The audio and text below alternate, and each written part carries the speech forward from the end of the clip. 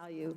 There is no doubt that the hierarchy of human value that was about white supremacy is illegitimate. Every single person is opposed to the idea of white supremacy.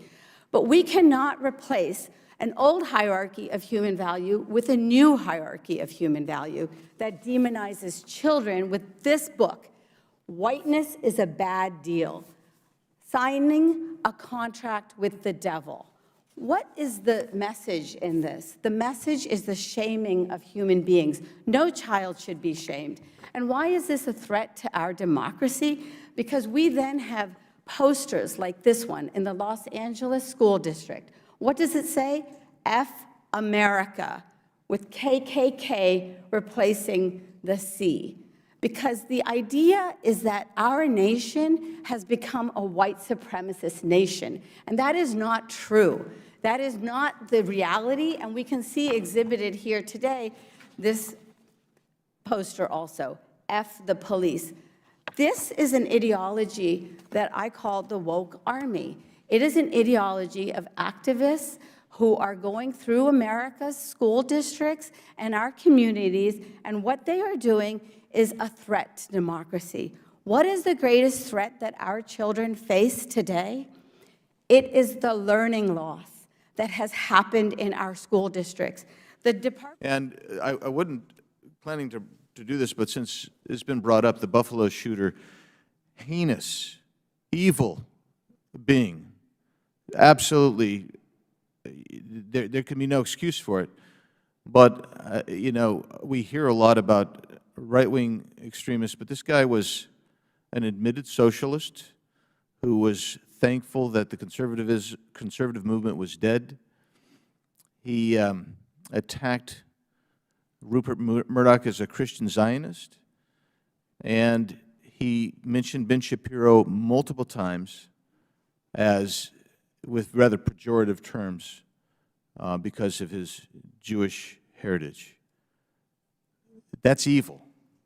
That guy is evil. And I raise that because I'm thinking this was in tone today as well, the Pelosi attacking. David DuPape. David DuPape was a leftist himself, a radical leftist. And the point is, there's no exclusivity here. There's evil in the world, and we have to deal with that evil in the world. And it seems to me, statements like we heard in your written statement, Ms. McCord, actually provide inflammatory rhetoric that is dangerous as well. So let's go through a couple things. First, yeah, look, if you go back to the Buffalo shooter, which was awful for all reasons considered, did he cite replacement theory? Yeah, he did. Did he also cite socialist theories? He most definitely did. Did he target black people? 100% he did. So if you combine all of the issues with the Buffalo shooter, you had somebody who wanted to kill black people. Obviously, that's a white supremacist move. That was his whole focus. But he also espoused ideals from the left wing of politics. Both things can occur at the same time, and they did in the Buffalo shooting. And I think the thing that's most frustrating in hearings like this is because the supposition from my colleagues is that if you are a white supremacist and all at the same time you're also somehow on the right side of politics. The Buffalo shooter actually demonstrates that's not true. Mr. Ward, can you tell me a little bit more about the Buffalo shooter? Because I don't want people in Buffalo, especially the community that was targeted, to feel like we don't understand and see that they were targeted because of who they were. Yes, Representative Tlaib. We should be clear that those targeted at the supermarket were targeted because they were black. It was a black shoppers. Not all the victims were black, but the majority were.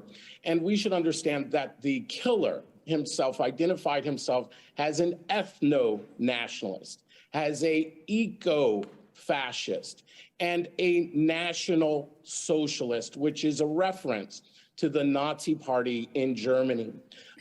When asked if folks could call them that, he said, in his own words, "I would not disagree with you." I think it's important not to mislead in terms of the driving force of these killers, which was anti-Semitism.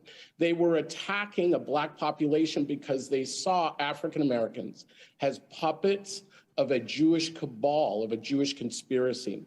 And that's why the killer acted in violence. Mr. Siegel, let's just clear up one bit of semantic confusion. The Buffalo shooter invoked the Great Replacement theory, engaged in other racist and anti-Semitic speech. He said he was inspired by the New Zealand mass murderer who killed more than 50 people and proclaimed his loyalty to anti-Semitism and racism and so on. If that person calls himself a national socialist, would you categorize him in your research on the left, National Socialism being, I guess, the linguistic root of Nazi for Nazi Germany?